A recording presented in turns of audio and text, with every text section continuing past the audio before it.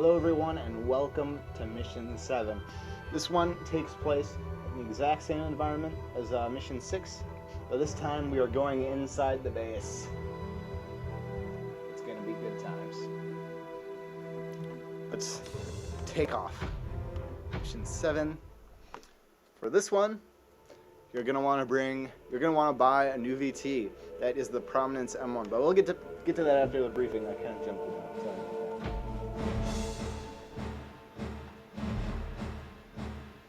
Our reconnaissance activity revealed that the facility in Nongjiang Valley is an important enemy weapons factory. Okay, base weapons, whatever. I got it wrong. Today, at 2200 hours, our battalion will penetrate the weapons factory with all of our VTs in an effort to gain military control over the facility. Reconnaissance has also has confirmed that there is a mercenary group called the Jarlax, who are working with normal VT troops. In some ways, the mercenary group could prove to be more troublesome than our normal enemies we're used to, so be very cautious. This will also be your first night fight. all of you should read the night scope section of your manual carefully. I'll show you what the fuck that's all about, and actually, for most of the time, I find that it's better to go without the night scope, and I'll show you why. But anyway, yeah. So you're gonna want to buy the Prominence M1 for this mission. When you're going through okay, I can get the railgun here, but when you're going through the game the first time, at this point, you're not gonna have the railgun. So I'm gonna go with this setup that is assuming that we don't have a railgun here. So that would be 80 CG, 22 plasma torch. What else? Actually, there's no point in taking the 22 plasma torch because it's exactly the same thing pretty much as the 205, except it's less weight. So I'm gonna go with that. Let's see, what else do we take on here?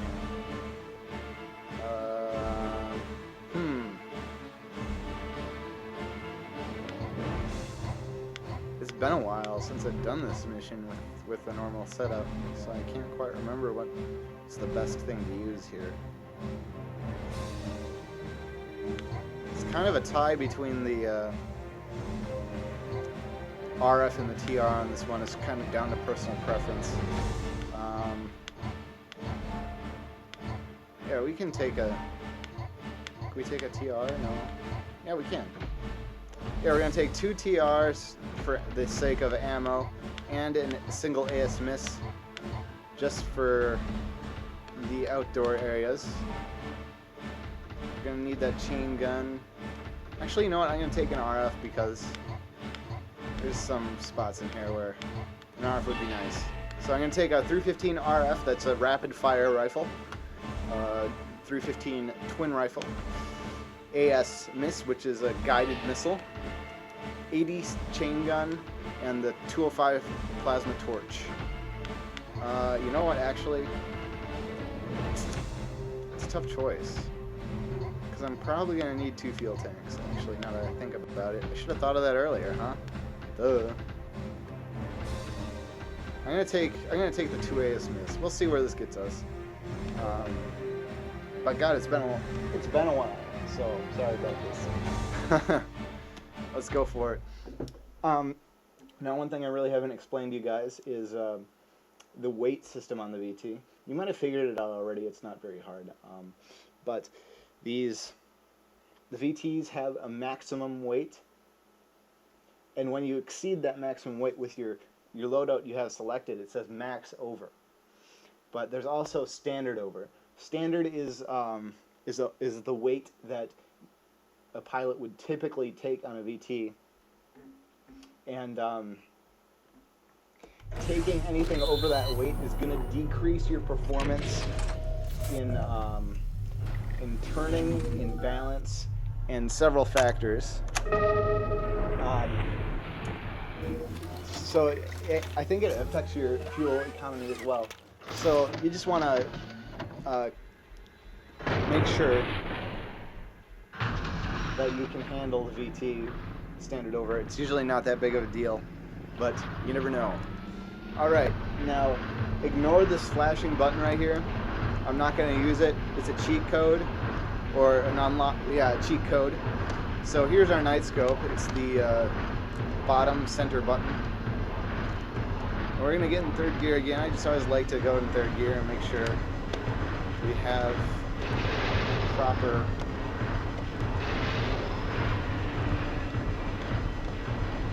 fuel consumption, I guess you'd call it. I like to go with the white HUD on here, and I think I'm just going to keep the night vision off at the time. So here we go. Turn the FSS on. You always want to get those second gen features going for you.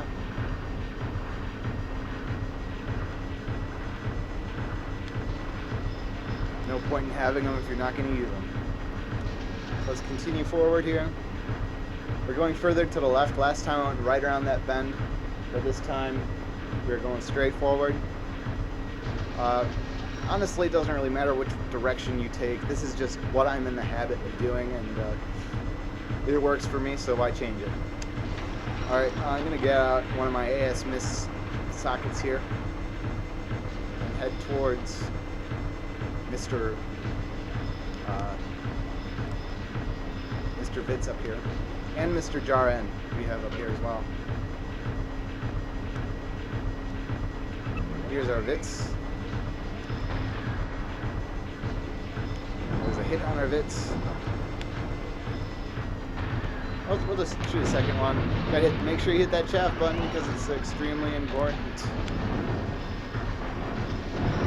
in the process of not getting obliterated. Okay, where's this other VT? Holy shit. Oh, there he is. Ow. See, that's what I mean by obliterated. I didn't hit it fast enough there.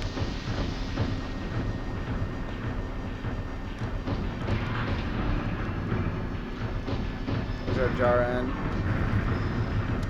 I'm going to change the line color back to green.